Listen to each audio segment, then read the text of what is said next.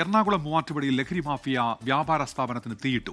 കടയും വാഹനവും കത്തിനശിച്ച നിലയിലാണ്. പ്രദേശത്തെ ലഹരി സംഘത്തിനെതിരെ ഷാഹുൽ നേരത്തെ പോലീസിൽ പരാതി നൽകിയിരുന്നു. ഇതിലുള്ള വൈരാഗ്യം ആക്രമണത്തിന് കാരണം എന്നാണ് നിഗമനം.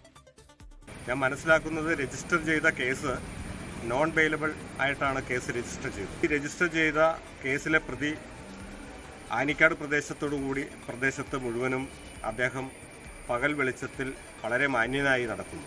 ഇന്നലെ ഉണ്ടായ സംഭവവുമായി ബന്ധപ്പെട്ട് ആ വാഹനത്തിനും അദ്ദേഹത്തിൻ്റെ ഗോഡൌണിനും ഇന്നലെ രാത്രി തീ വച്ച് വാഹനവും ഗോഡൌണും കത്തിച്ചു. ആ പ്രതിയെ കസ്റ്റഡിയിലെടുക്കാനോ അല്ലെങ്കിൽ ഇതുപോലുള്ള സാമൂഹ്യവിരുദ്ധ പ്രവർത്തനം അവസാനിപ്പിക്കുന്നതിനോ വേണ്ടിയിട്ടുള്ള ഒരു ശ്രമവും അധികാരികളുടെ ഭാഗത്തുനിന്ന് ഉണ്ടായിട്ടില്ല എന്നുള്ളത് ഖേദകരമാണ്.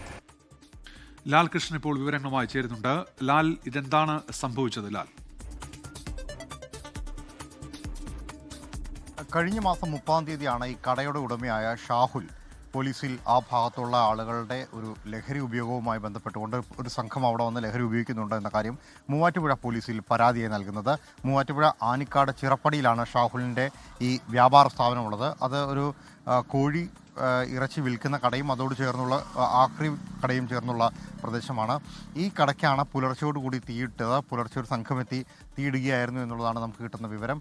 CCTV, ഇതിന് നേരെ എതിർവശത്തുള്ള ഒരു കടയിൽ ഒരു CCTV ഉണ്ട്. പക്ഷേ ആ CCTV ക്യാമറയും കടയിലേക്ക് കിട്ടാത്ത രീതിയിൽ തിരിച്ചു വെച്ചതായിട്ടാണ് പോലീസിനെ കണ്ടെത്താൻ സാധിച്ചിട്ടുള്ളത്. എന്തായാലും വലിയ രീതിയിലുള്ള തീ പിടിക്കുന്നത് കണ്ട നാട്ടുകാരാണ് ആദ്യം ഫയർഫോഴ്സിന് വിവരം അറിയിക്കുന്നത്. കടയുടമയായ ഷാഹുൽ നിലവിൽ തമിഴ്നാട്ടിലാണുള്ളത്. ഷാഹുലിനെയും വിവരം അറിയിക്കുകയുണ്ടായിരുന്നു. വിവരം പറഞ്ഞ് ഫയർഫോഴ്സ് എത്തിയപ്പോഴേക്കും ഈ കട ഏകദേശം പൂർണ്ണമായും കത്തി നശിച്ചിട്ടുണ്ടായിരുന്നു. തൊട്ടടുത്തുള്ള ഈ കോഴിക്കടയിലുള്ള ആളുകൾക്കോ അല്ലെങ്കിൽ കോഴികൾക്കോ ഒന്നും പറ്റിയിട്ടില്ല എന്നുള്ളതാണ് അറിയുന്നത്. പക്ഷേ കടയുടെ മുന്നിലുണ്ടായിരുന്ന ഈ വാഹനം ഒരു പിക്കപ്പ് വാനാണ്. ആ പിക്കപ്പ് വാനിൻ്റെ പിൻഭാഗവും പൂർണ്ണമായി കത്തിയ നിലയിലാണ്. 2 ടയറുകളും കത്തിയിട്ടുണ്ട്. സ്റ്റെപ്പിനി ഉണ്ടായിരുന്ന ടയറും കത്തിയ നിലയിൽ തന്നെയാണ്. ആദ്യഘട്ടത്തിൽ ഒരു ഷോർട്ട് സർക്യൂട്ടാണ് എന്ന നിഗമനത്തിലേക്കാണ് എത്തിയിരുന്നെങ്കിൽ പിന്നീട് ഇത് അങ്ങനെയല്ല എന്ന് ബോധ്യപ്പെടുകയായിരുന്നു. കാരണം കടയ്ക്കുള്ളിൽ മാത്രമല്ല കടയ്ക്ക് പുറത്ത് പാർക്ക് ചെയ്ത കാറിനും തീ പിടിച്ചതോടുകൂടിയാണ് ഇതൊരു ഷോർട്ട് സർക്യൂട്ട് അല്ല എന്ന നിഗമനത്തിലേക്ക് എത്താൻ സാധിച്ചത്.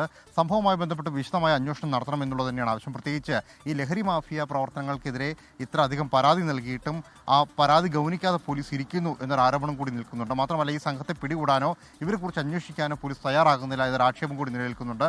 ഈ പ്രവർത്തനം തുടരുന്ന സാഹചര്യത്തിൽ അല്ലെങ്കിൽ ഇത്തരം സംഘങ്ങൾ അവിടെ വ്യാപിക്കുന്ന സാഹചര്യത്തിൽ കർശന നടപടികൾ വേണമെന്നുള്ളതാണ് നാട്ടുകാരും ഇപ്പോൾ ആരോപിക്കുന്നത്.